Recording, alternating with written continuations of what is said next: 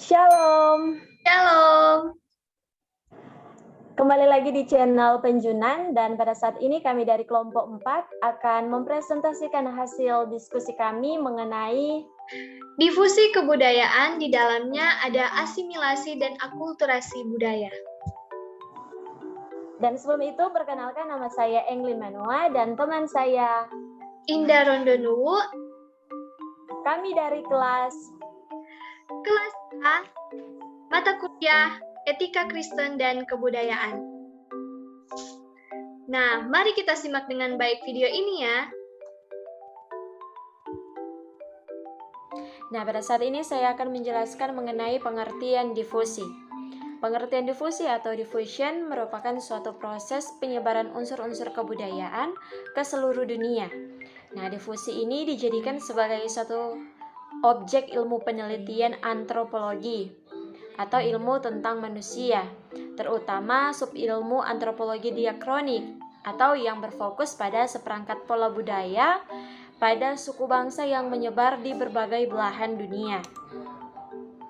Nah, untuk proses difusi tidak hanya dilihat dari sudut bergeraknya unsur-unsur kebudayaan dari satu tempat ke tempat lain di muka bumi saja, tetapi terutama sebagai proses di mana unsur kebudayaan dibawa oleh individu dari suatu kebudayaan dan harus diterima oleh individu-individu dari kebudayaan lain.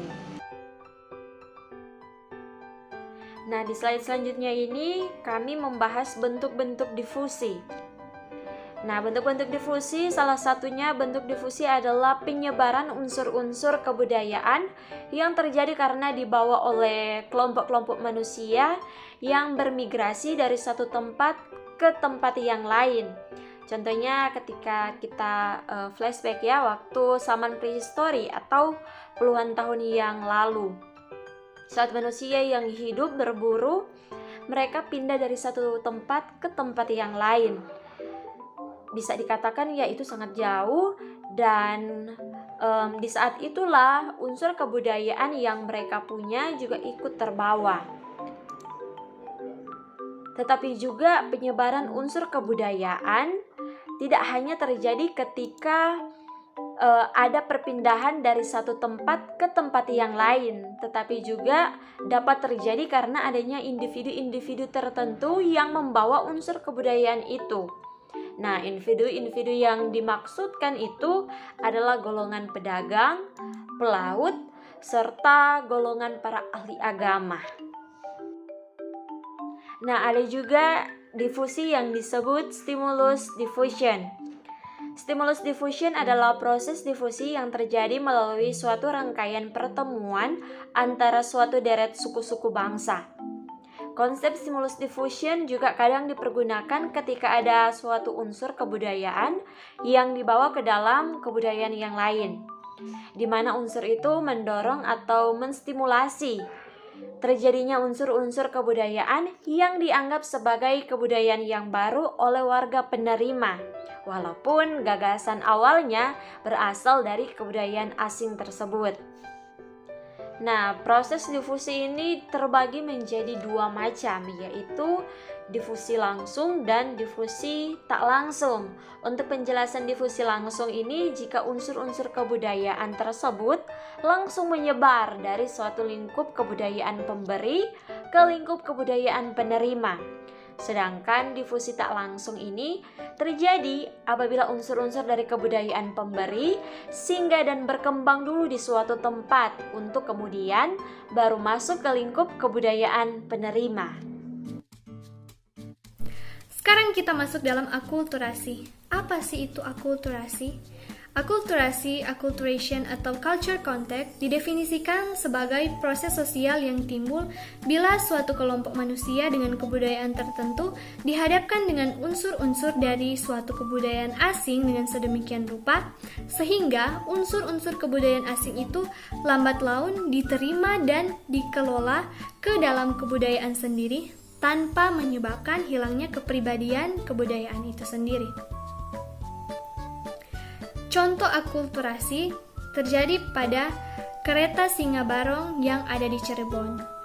Kereta Singa Barong yang dibuat pada tahun 1549 merupakan refleksi dari persahabatan Cirebon dengan bangsa-bangsa lain. Nah, selanjutnya kita masuk dalam pengertian asimilasi.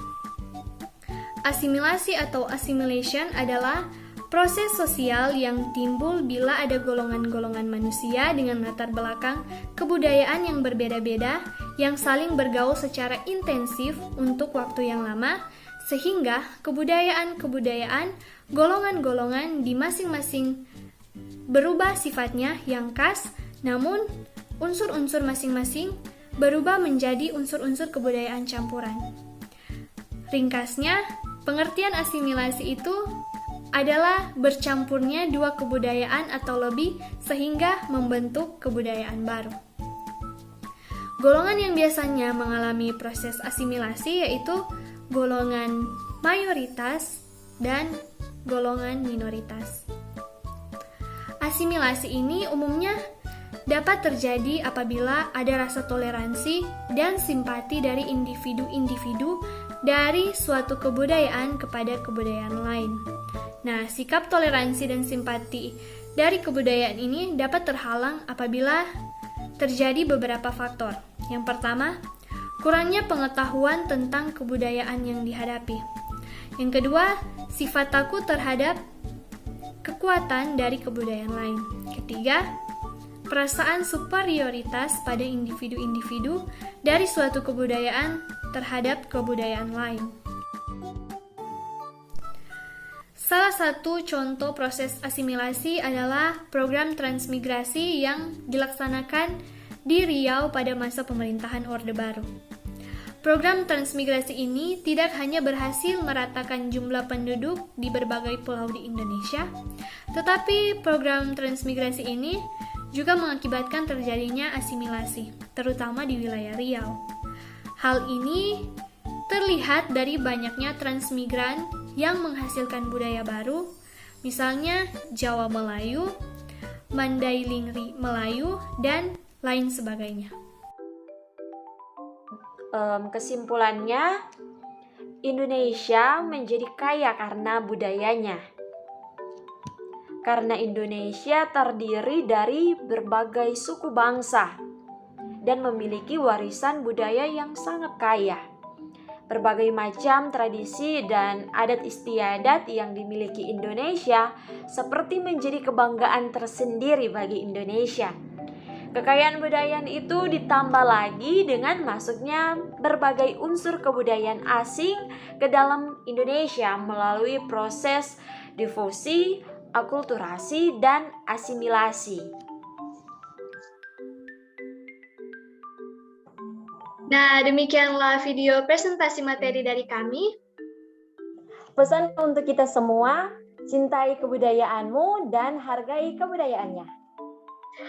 Jangan lupa untuk di-subscribe channel ini, di-like video kami, dan jangan lupa untuk meninggalkan komentar berupa kritik, saran, maupun pertanyaan. Sampai jumpa di video selanjutnya. Shalom.